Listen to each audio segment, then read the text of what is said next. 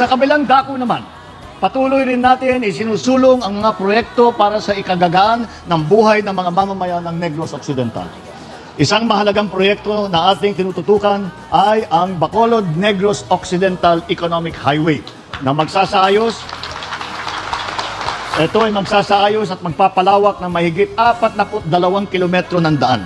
Magtatayo ng 12 bagong tulay at magpapatibay sa kasalukuyang 6 na kilometrong kalsada at 4 na tulay.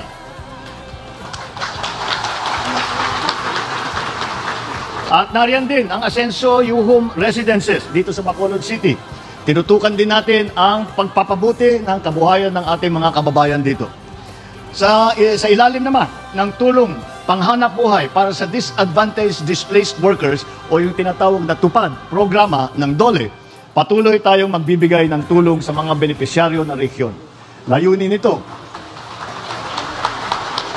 nito na magbigay ng pansamantalang kabuhayan para sa mga nawalan ng trabaho at mga nasa laylayan ng lipunan. Buong Pilipinas.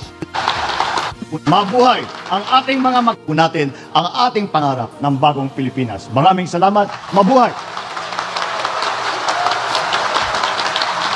Mabuhay ang ating mga magsasaka at mangingisda.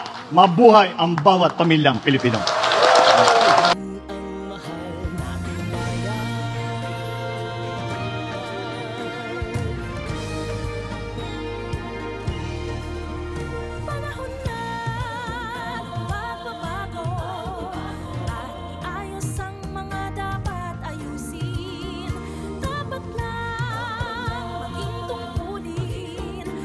Bawat mamamayan dito sa atin, gawin ng pagbabago patungo sa pag-asenso, magsikap ng mabuti at nang guminhawa tayo.